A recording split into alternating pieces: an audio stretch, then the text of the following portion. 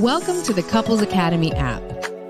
The Couples Academy app is your go-to hub for how to do marriage right. Get started with our app today by perusing our amazing features that conveniently allow you to connect. This app is packed with powerful content and resources to help you grow and stay connected. With this app, you can watch our messages, find marriage resources, watch, listen, and read the real-life stories of restored couples, sign up for events, read articles and blog posts, stay up to date with push notifications, share your favorite messages via Instagram, Facebook, Twitter, or email, and download messages for offline listening. For more information about the Couples Academy app, go to couplesacademy.org.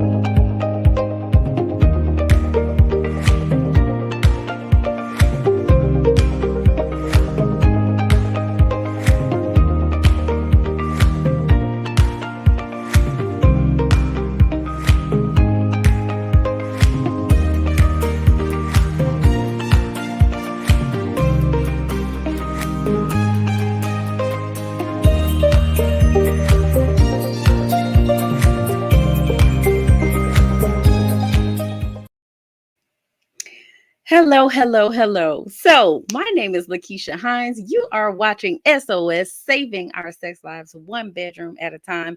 I am so sorry. We're having some technical difficulties this evening. I hope that you can hear me because everything looks good on my end. Thank you so much for joining. I want to say hello to Miss Jules. Hi, Vashawn. Hey, Shalise. Thank you guys for tuning in. I know there are more of you here who have not checked in, and that's totally fine.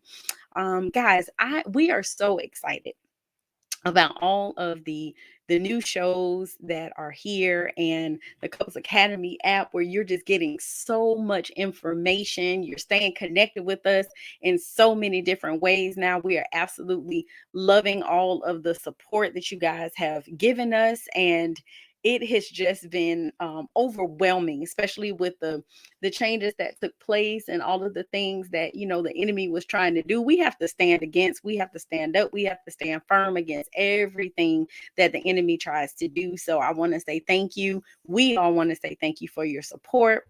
Thank you for tuning in and just loving everything Couples Academy. I am super excited about our show this evening. Last week and the week before, we talked about reasons why wives say no to sex. And as I promised, I told you guys that I would look out for my brothers. I would look out for my men. So it is your turn tonight. It is all about the fellas tonight. We are discussing reasons why husbands say no. So I already know what you're going to say. I already know what you're thinking. Ladies, men don't say no. They don't reject sex. Yes, they do. They absolutely 100% do. Now, maybe not as often as us ladies, but they actually do say no. So I'm equal opportunity. I asked for you guys to put into the chat last week and the week before reasons why you think that man might say no to sex. I want you to drop that in the chat. And if you have questions tonight with any of the content that we are discussing, please feel free to post your questions. And if I have time to get to them, I most certainly will do my best to do so. But I want to make sure you get all of this good content this evening. So again, we're discussing reasons why husbands reject sex, reasons why they say no. Are these all of the reasons? No, but these are some of the main reasons why husbands might say no. Reason number one, work related or financial stress. Believe it or not, um, our husbands are under a tremendous amount of stress. And we do know that this affects different cultures differently. But however it goes, work stress, financial stress, it affects our husbands. Doesn't mean that it doesn't affect us too, ladies, but it affects our men in a different way. Remember that we handle the same situations differently because of our personalities, because of gender, multiple reasons, right? So tonight we're talking about reasons why husbands might reject sex as it pertains to work stress or financial stress. Now, I want to say this to you guys. There are two different types of stress. One of them is eustress, EUSTRESS. This is healthy stress. All right. This stress energizes us, it motivates us to make changes, it gives us positive outlooks and makes us capable of overcoming obstacles and even sickness. So eustress is good stress. So we're not talking about that one. We're talking about distress. That's the negative one.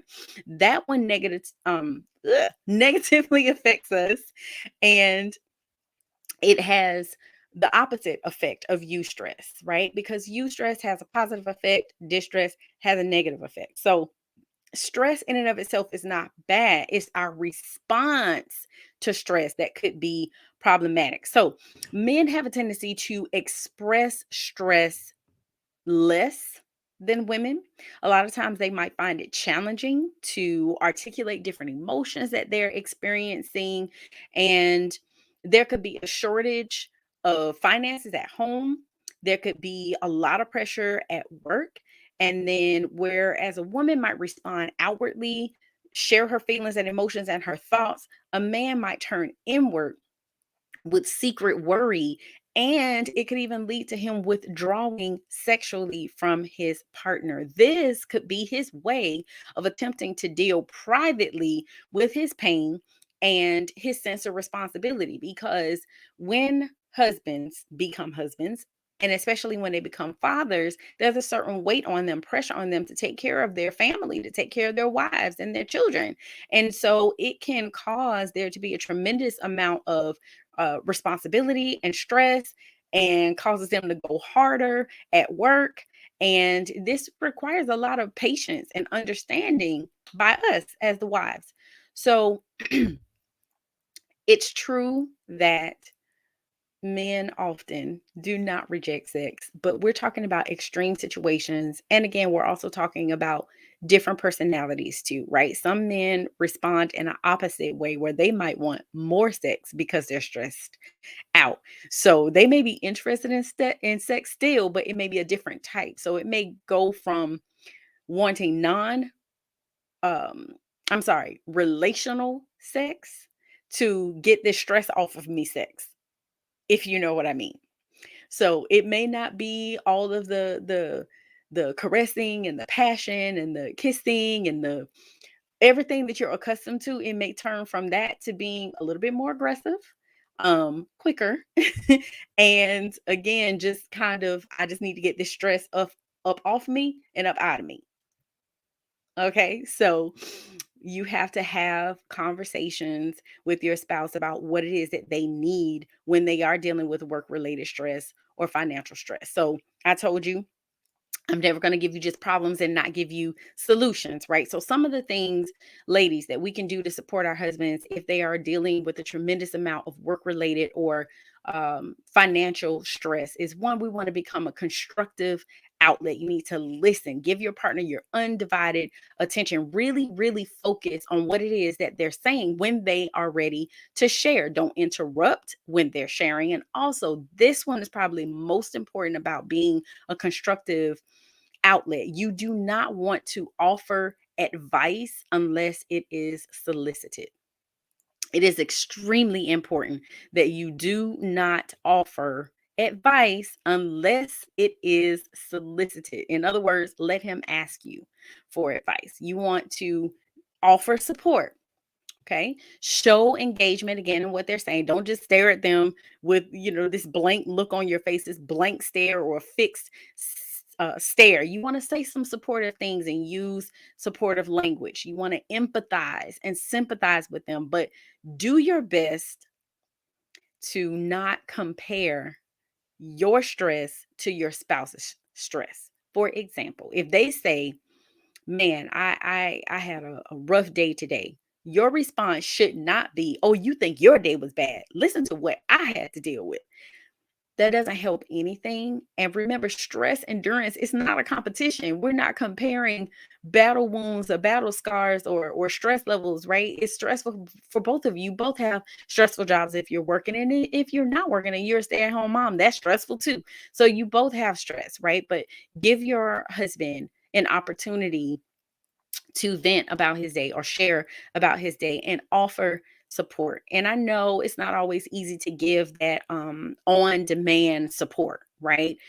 Or encouragement, because sometimes you're not mentally ready to deal with your partner's problems. Maybe you don't have the words to say. So if it's not a good time for you, be honest and say, listen, it's right now, it's not a good time. And I want to give you my undivided attention. I want to support you and what you're going through. But can we have this conversation a little bit later on in the evening or the next day or the weekend or whatever, depending on how severe it is, you may not want to wait until the weekend if it's Monday, right? So you have to have that conversation, get that permission from your spouse to table the conversation if that's what you need in that moment, or if they really really need you. Okay, well, let me just give me a couple minutes, let me get me together, and then I can come back and listen and be supportive, and again, be that constructive outlet.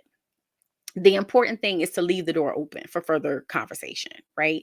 The benefit of you having a spouse is that they know you as well as you know yourself. And in some cases, maybe they know you better than you know yourself. So if you get a sense that your partner might be misreading a situation at work or headed in the wrong direction mentally, then you need to say something. Just try to offer a different perspective so that they can identify areas of opportunity when necessary. Timing is everything, though. When they're venting and they're stressed out, that's not the time to say, I think you're looking at this wrong. You need to look at it different.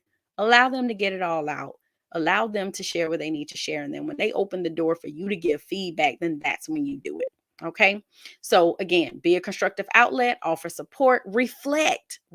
Number 3, it's important to be aware of the type of stress your partner is experiencing. So with work, sometimes there's sporadic stress, whereas maybe they just had like a bad meeting or there was a project that went wrong or went awry. But then there's chronic stress where it's something that bubbles underneath the surface for a prolonged period of time. So the way you deal with sporadic stress is totally different from how you deal with chronic stress. Chronic stress might be a sign that they might be in the wrong place, and so then you need to pay attention to their attitude, their mood and patterns, and then help them reflect on their career goals and their professional path and ask them, how are things going? Are you where you want to be? Are you satisfied? This is obviously meant for a longer, more meaningful conversation, but it may be a situation where they need to alter their goals. Maybe in some places they need to shift environments. And I understand that's easier said than done, but put a plan in place that if this is not it, then let's make moves to try to get you someplace else so that you can be happy at work, be where you want to be satisfied, right? We understand every job is going to come with some level of stress, some level of job dissatisfaction, but that should not be the norm. That should not be everything. And that should not be every day, the entire time that you're there. You can go through seasons of that, and that's okay. You want to encourage outside same-sex friendships and interests because you can't be the sole repository for your partner's stress. And when we rely on each other too much, it can really put a damper on a relationship. And so you have to have a life outside of home and work. So you got to create a third space. Notice I said same sex friendships. Okay. Give them freedom and space to do the things that they enjoy. They might have a hobby. They might have a sport that they like. They may like watching sports, but it's just important that you both maintain outside support networks of people that can help you work through your professional challenges, and they can serve as sounding boards and sources of counsel, right? Wise counsel. And so, encourage each other to keep up on your existing relationships, to pour into those relationships and nurture them. And in some places, you actually might need to get a career coach. Sometimes that's what you need to do. Um, and that's okay. Sometimes that is what's needed. Okay. So the most important thing is that, and you want to encourage your partner to stay open, communicating, expressing what they want and what they need. And then keep in mind that the same sex friend, the same sex colleague, or coach should be a complement, not a substitute to your spouse. Okay. All right. So we talked about being constructive outlet, offering support, reflecting. Next, decompress together at the end of your day, right? Decompress together. Your home should be, well, I'll say this, my home is my sanctuary, and yours should be a safe haven for you too. So, wives, don't be an additional source of stress. Your husband had a rough day, he's having a rough time at work. You don't want to add additional stress. All right. Another thing you want to do is practice good mobile device habits. When you come home, there is no need for both of you to be on your phones. I understand when you walk through the door, you may be finishing up a call or wrapping up something, sending that last text or email or whatever. But then after that, the devices need to go on pause, right? You have to have a distinction of when that work device can be used at home and when it should not be used. So help your husband develop a good end of work habit. And it could be encouraging for them to listen to maybe an audiobook or music or just take a walk at the end of the day. You guys can take a walk together. Use that time to decompress and like go through your day. That way, when you get back inside the house, then we're just focused on us, kids, family, home life, that type of stuff, because you both need time to decompress. And I love the idea of going out for a walk when you get home, when you both get home, because it's symbolic of having that conversation about your workday outside because you're not bringing it in the house. Does that make sense? Like, to me, that's just a beautiful way to keep that separation between work and home. All right, so that was work stress. Now, financial stress. You want to make sure that you get on the same team and you stay on the same team. To win in life, you have got to be on the same team with your spouse and ditch the me versus you mentality. It's not his money, her money, it's our money, right? And if you want to enjoy financial unity, then you have to follow a game plan that you come up with together. You have to get that buy-in together. Okay. Because in that way you both will stay on task. You'll stay on course if you come up with it together. The second thing is set financial goals together. Sit down, discuss your shared vision for your life. And some of the questions you can ask are like, what are your hopes and dreams for the future as an individual and as a couple? Where do you want to be in 5 years financially, right? So you want to write your answers separately and then discuss them collectively.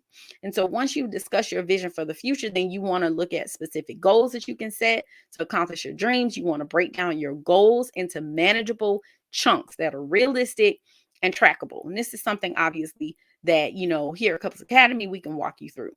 You want to create a written budget that works, because after you shared your vision, you set goals as a team, then you create your budget. And if you want that budget to be successful, it's one that you have to both agree on and commit to and discuss. And when you do come together to have that discussion, both of you come with an open mind. Always, you have to communicate openly and honestly, and it's important that you check in with each other regularly. You need to have monthly budget accountability meetings. Just like you have meetings at work, you got to have meetings with your spouse to discuss your finances. And during the meetings, be honest about your financial situation. Revise the budget as you see fit. Talk about any issues that may have come up, and then you just review your overall goals and objectives. All right. Next, with financial stress, you want to change your attitude, because if you can change your attitude, you can change your life. Your attitude affects every area of your life. How you view things, how you look at things, it affects every area of your life. When you have a can-do attitude, when you have a committed attitude and a cheerful attitude, it will take you way further than a complaining, defeatist attitude will. So if you have the attitude that your financial plan or goal will fail, then that's exactly what's going to happen. But if you have an attitude of motivation and dedication, there is no limit to how far you can go when you guys work together to accomplish your goals and financial plans. So your attitude towards your spouse is going to play a huge role too. If you have a spirit of forgiveness towards your husband and or wife, and it's more likely that you'll have unity in your marriage and in your finances.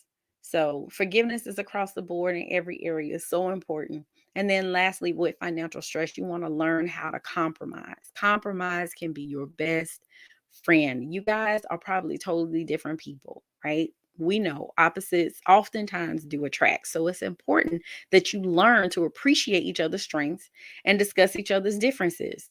And so one of the biggest hurdles that couples face is the spender saver dilemma. There's someone in a relationship who's the saver, someone who's a spender, and then you guys are in conflict. So if you want a healthy marriage, savvy money management is going to require teamwork, planning, dedication, communication. Okay, so we're going to take just a quick break, and then we'll come back and we'll jump on the rest of these reasons, and that'll give me an opportunity to look at you guys' comments here, because I see they are in there. You put your ideas in there. So here we go. Be right back.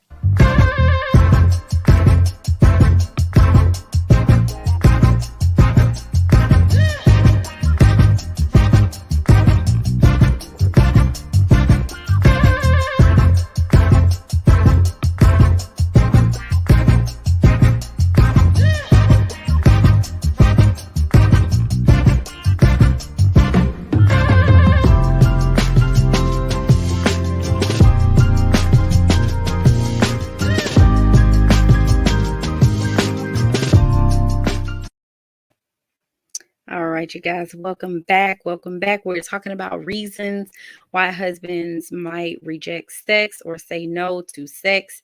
And the number one we talked about was work-related or financial stress. Just really kind of broke that down with things that you can do to support your husband if he is dealing with a lot of work-related stress or financial stress. Okay, so on to the next one. Repeated relationship neglect. Repeated relationship neglect. So sometimes as couples, we don't deal with underlying anger or bitterness or unforgiveness. And that definitely can take a toll on sexual intimacy in your marriage. A neglected relationship, it can become susceptible to all types of external distractions and possibly even infidelity. So there are some men who are able to handle sex with their spouse while they're cheating. But for other people, the guilt may actually cause them to disengage sexually and emotionally because the guilt is overwhelming. And so, again, there could be underlying issues that have not been dealt with, and that ultimately can affect your intimacy, which could lead to infidelity and a host of other issues. Something else to consider with relationship neglect is that men also need more than sex to feel satisfied in marriage. And I believe this is a myth buster, because a lot of times we feel like men just, they're good. They just need sex and that's it. But guess what? They need to feel love too. That was the whole purpose of the 5 love languages, right? To break down the different love languages and how we view it totally different sometimes as individuals, right? And that's not always a gender thing as it pertains to the 5 love languages. It's more of a personality thing, family marinade, upbringing, what they're accustomed to, how your parents showed you love. So men need more than sex. I know. Right? Affirmation, respect from his wife, and even something as basic as hugging and kissing can make a man feel both wanted and needed. And the same way, ladies, that we desire to feel wanted and needed and desired, men do too. So, um, when those things are not there, it can lead to a lack of interest in the relationship, which includes sex. What can you do about it?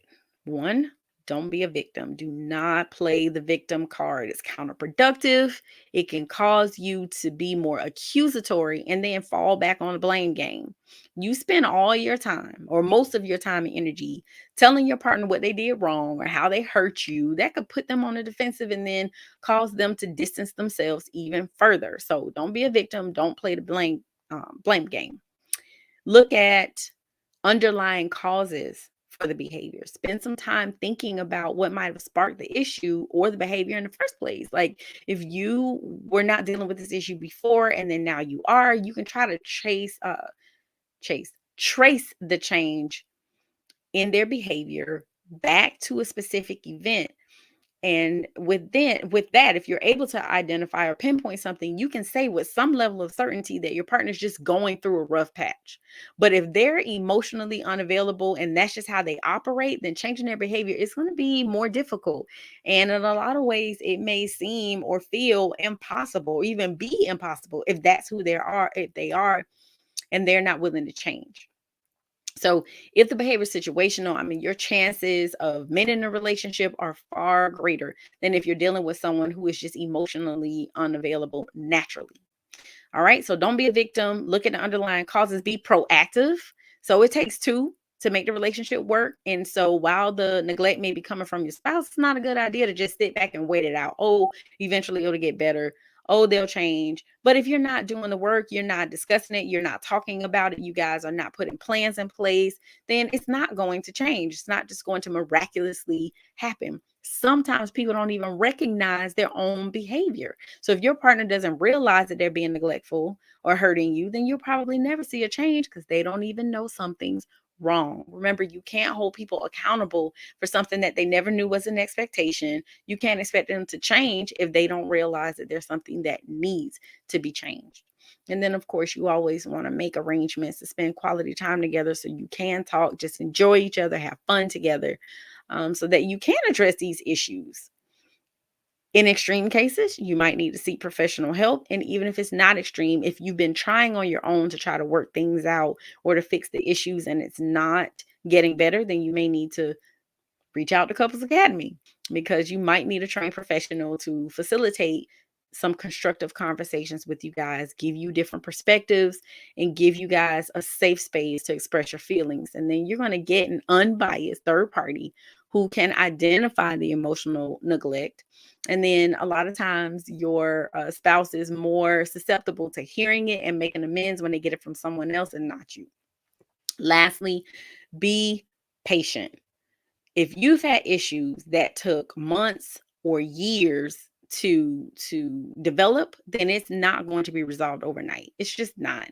So when you need to correct a pattern of emotional neglect, it is definitely a labor of love.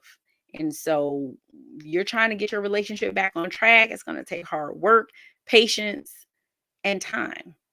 And then if you do end up reaching out to a professional, Couples Academy, remember to put your best foot forward.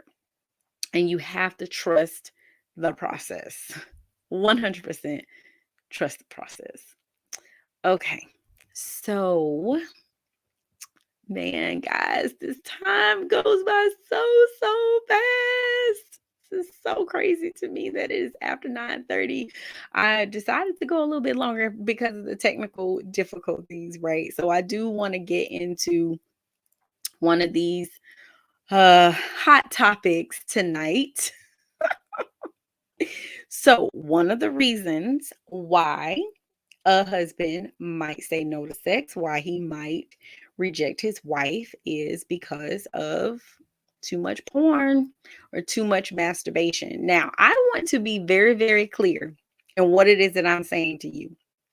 I didn't say porn in and of itself. I did not say masturbation in and of itself. I said too much pornography, too much masturbation can cause issues. If you have a husband who is consumed with pornography because of how accessible it is, men have a tendency to indulge in their porn habits openly, and they may even treat it like an affair.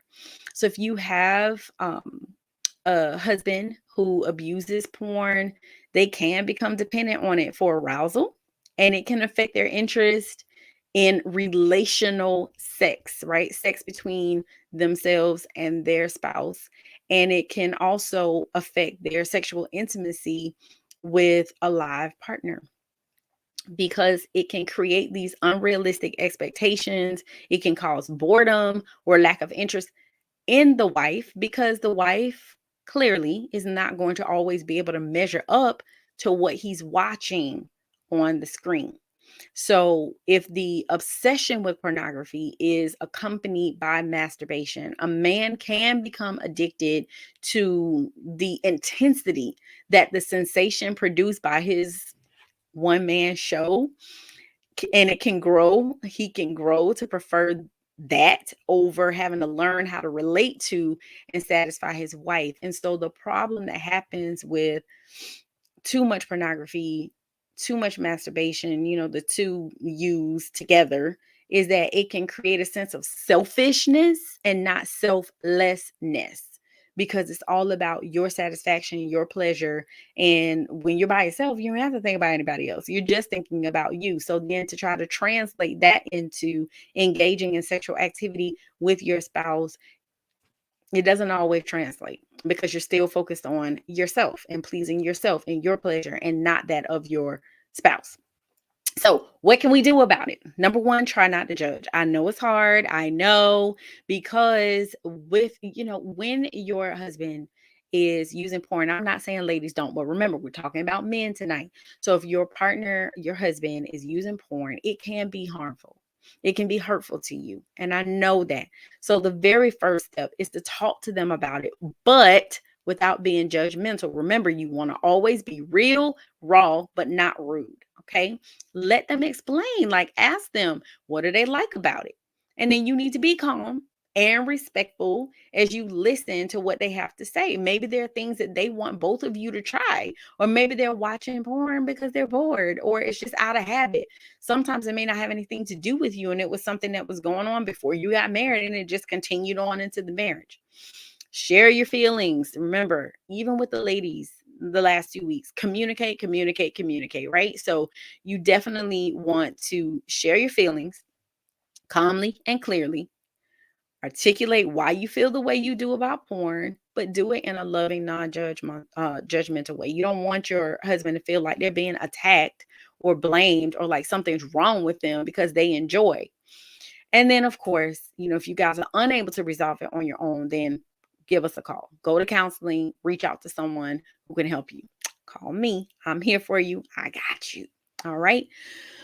Okay, you guys. So I just want to take a look at some of your comments. And we had some more people join. Hey, Gonzalez. Hi, Samuel, Latasha, Angel, Jerry, Gorgeous Wells. Hey, Angel.